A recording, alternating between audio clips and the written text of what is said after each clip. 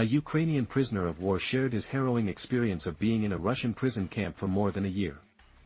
Oleksandr Didur, 30, suffered many severe injuries while in the prison camp, including losing 3 fingers, movement in his arm and his eye while doing his part to help Ukraine defend itself against the invasion from Russia, News.com has learned. Didur suffered many of those injuries from a direct strike from a Russian tank. The strike blew off 3 of his fingers, sent shrapnel through his body and severely injured his arm. However, Didur survived and was treated at a hospital before he and fellow fighters were transferred to a Russian prison. They did not torture us, but there was moral abuse. They tried to threaten us, threaten our lives to intimidate us, Didur told The Sun in Britain. They actually pointed a gun at us, put a gun to our forehead for instance, or threatened to knock out our teeth, or they sometimes approached us with pliers to try intimidate us, patients. Afterward, Didur was transferred to the Oleksandr prison camp, where he received no further treatment and was fed only water, potatoes and a small amount of pasta.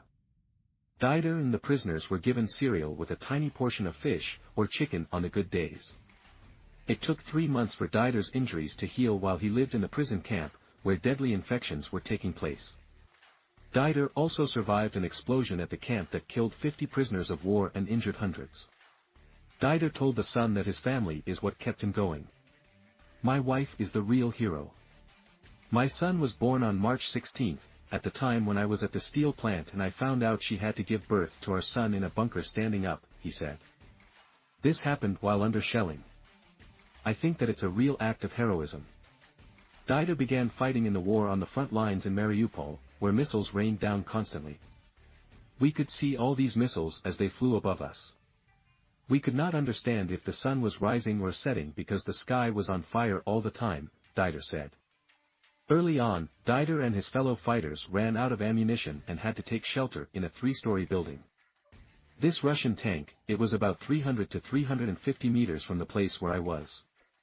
All the guys went to the bunker, but one of the guys disobeyed my order and he decided to stay on the first floor while I was on the second floor, he said. Then the tank struck 2 meters from the place where I was. The guy who was 1 floor away from me probably heard me screaming, well, I don't know what he heard. But he was the one who pulled me out of that place and took me to the bunker.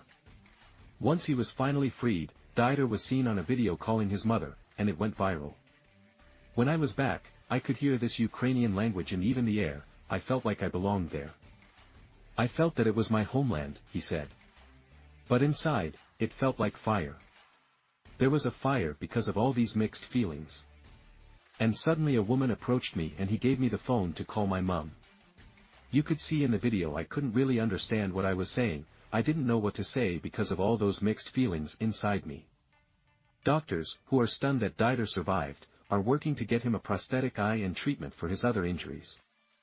Didur told The Sun that he wants to open an organization that can help others who have been through the agony of war. I'm sure that a person can endure any tortures as long as a person stays alive, he said. And I told them that if you want to achieve something, you can do it. And I'm trying to help our people to cope with the difficult situation.